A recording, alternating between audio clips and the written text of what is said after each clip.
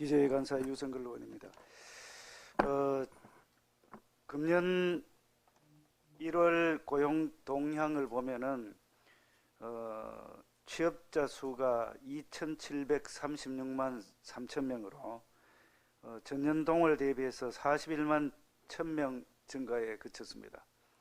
작년 1월 취업자 증가 수 113만에 비하면은 절반도 되지 않는 그런 숫자입니다. 22개월 만에 최저치 수준입니다. 특히 양질의 일자리인 제조업 취업자 수가 3만 5천 명 줄어들어서 15개월 만에 감소세로 지금 전환이 되었습니다. 고용 허리층인 40대 취업자는 6만여 명, 노동시장에 새로 진입한 20대 취업자도 4만여 명 감소를 했습니다.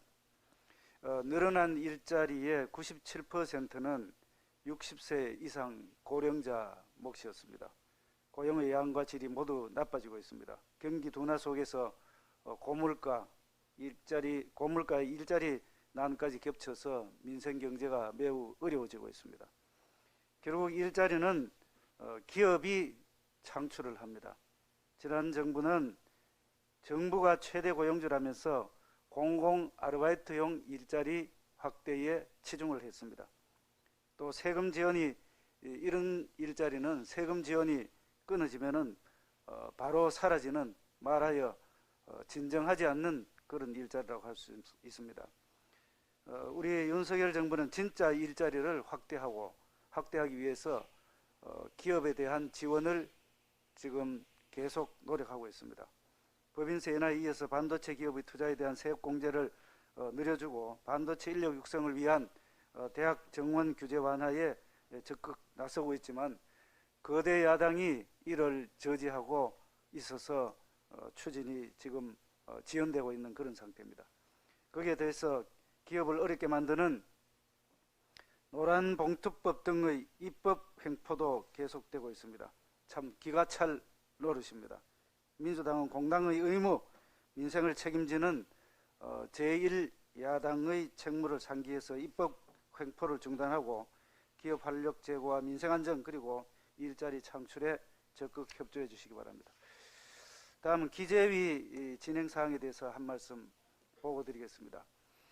지난 14일, 15일 양일간 기획재정위원회에 조세소위와 경제재정소위 각각 개최를 했습니다.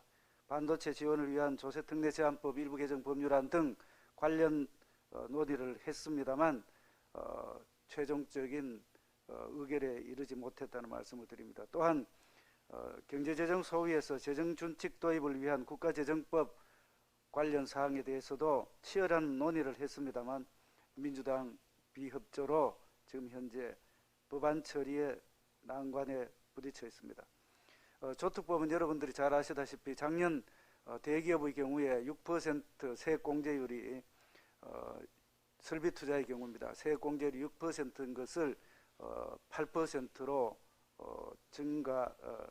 확대했습니다. 그러나 대만과 중국 그리고 다른 외국의 경우에는 반도체 산업을 경제안보 문제로 접근을 해서 세제 혜택 등 지원을 아끼지 않는 그런 상태이기 때문에 우리도 이번에 대기업, 중견기업의 경우에는 15% 그리고 중소기업의 경우에는 25%까지 상향하는 그런 내용을 담고 있습니다. 하지만 민주당은 조세소위 추가 일정조차 합의하고 있지 않습니다.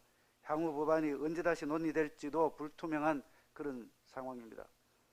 그리고 재정건전화법 포함해서 재정준칙 도입을 위한 국가재정법 관련되는 사항도 여야 의원들이 빠른 시일 내에 처리를 하자고 하고 있습니다만 민주당은 최종 일정 합의를 계속 미루고 있는 그런 상태입니다.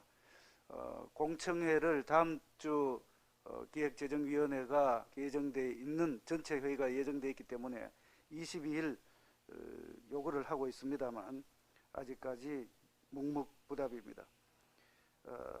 이렇게 민주당의 법안 처리 비협조가 이어질 경우에 경제 활력을 위한 골든타임을 놓치게 될 가능성이 있습니다. 우리 경제를 위한 법안이 자신들의 이익을 위한 인질이 될 수가 없습니다. 민주당은 하루빨리 관련된 법안 소위를 열 것을 강력하게 촉구합니다. 이상입니다.